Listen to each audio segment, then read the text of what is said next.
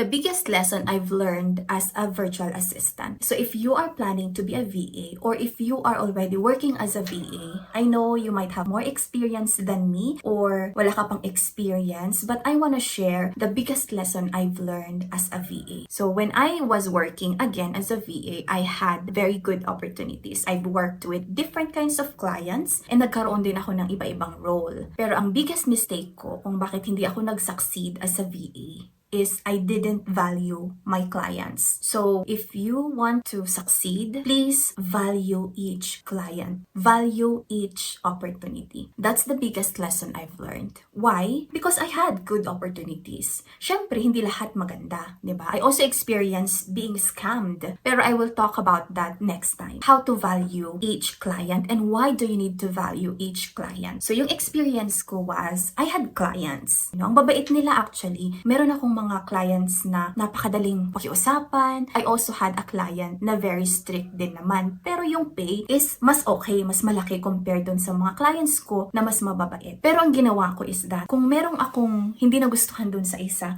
napaka big deal na for me. Parang ang nasa isip ko is perfect lahat ng client. Parang gusto ko, yung client ko is magmamatch dun sa preferences ko. Which is baliktad. Dapat ako yung magmatch dun sa preference ng clients. Diba? Kasi nga, you are working for them. They are paying you. Pero dun ako nakafocus sa mga negative things. For example, I had a client na strict. I was a content creator for them. I've worked only for 2 weeks lang. Hindi ko na nakayanan kasi hindi naman siya micromanaging pero gusto nila lagi ko silang ina-update every 5 minutes. So I was a content creator, nag-edit ako ng content for Facebook, for Instagram, and gumagawa din ako ng captions doon sa mga edits na yon plus hashtags. So syempre, as a content creator, kailangan mo mag-focus kasi napakahirap naman ng mag-edit kung hindi ka nakafocus. So sometimes, hindi ko namamalayan yung oras. And then, yung client, chat ng chat pala na ang dami na pala na niyang chat. Ang mali ko naman, hindi ko constantly ino-open yung messaging app na ginagamit namin, which was Slack. Yun yung communication tool namin with the client. And then, I was editing using Canva. And yun, habang nakafocus ako, marami na pala siyang chat na, oh, how are you? Are you done with this one? Bakit ang tagal mong mag-reply? What's going on? Mga ganon. So parang ganon ng ganon. Pero ang schedule ko before take note is 7 a.m. to 4 p.m. So napaka-convenient for me, di ba? 7 a.m. to 4 p.m. here in the Philippines kasi taga-Australia sila. So parang doon na ako nakafocus sa negative pero hindi ko na tiningnan na I was learning while editing. Diba? Kasi ang dami kong ini-edit na mga bago. Ang dami kong natututunan kung paano gumawa ng magandang captions. At saka, hindi naman sila yung masungit. Mabait naman sila, pero yun lang talaga. Kailangan ko silang i-update every 5 minutes. Minsan nga, 3 minutes, ganyan nagchat na sila. So, nakaka-distract din for me. But instead of adapting dun sa style nila, parang na-stress na ako kasi yun yung iniisip ko na hindi ko naman naisip din na yung sahod ko sa kanila was better than my sahod sa ibang clients ko na na-try ko na. And then, nag-quit ako. So, hindi ko na na-value kasi nga nakafocus na ako sa negative side. Parang sabi ko, ay mas maganda na lang mag-online tutor na lang ako, ganyan-ganyan. Kasi yung mga estudyante ko, hindi ako na-stress sa kanila, ganyan-ganyan. Wala akong boss. I can work anytime I want. Yung mga ganun na. Iba na yung nasa isip ko.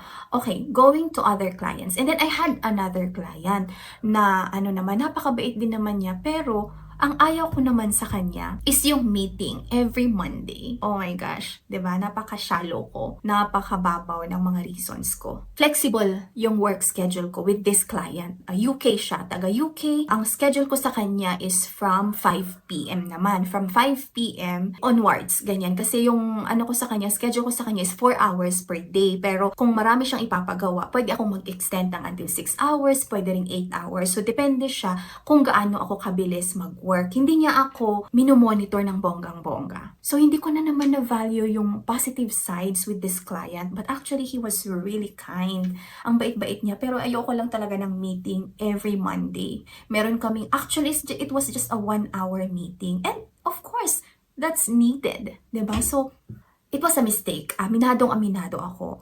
Kahit pagsisihan ko na sila ngayon, wala na akong magagawa. Kasi nga, wala na yung mga clients na yun, binitawan ko na. Umalis ako, nag-quit ako from those clients.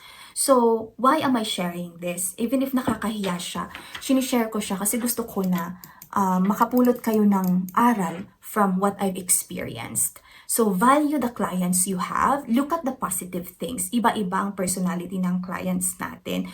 So, as long as hindi naman tayo naaabuso, as long as hindi naman sobra-sobra na yung treatment ng clients natin, na mistreat na tayo, let's just keep going. Siguro kung merong mga corrections or merong kailangang gawin na kailangan i-improve, at least we are improving, but at least we're doing something. And we have a job. A lot of people there are aspiring to be a VA, pero hindi sila nagkakaroon ng opportunity. Tayo, if we already have that opportunity, let's value the clients we have. Okay? Kasi malalaman din natin na, ay, mas mag-okay pala yung client ko na to, mas okay pala yung sahod ko dito compared sa ganito ngayon. So, meron na tayong pagsisisi. But of course, again, in my part, it is already too late. Even if I will regret ganyan ng ilang taon or ilang buwan, wala na. That's why I'm sharing this. So, I hope na yung mga kagaya ko dyan na nag-start pa lang, na mga beginner pa lang, pag meron na tayong opportunity, let's value our clients. Let's value our opportunities. Let's continue to be better para if we have a beginner rate, magiging premium rate naman na siya in the future, because that's how clients are. If they can see na meron ka ng very big improvement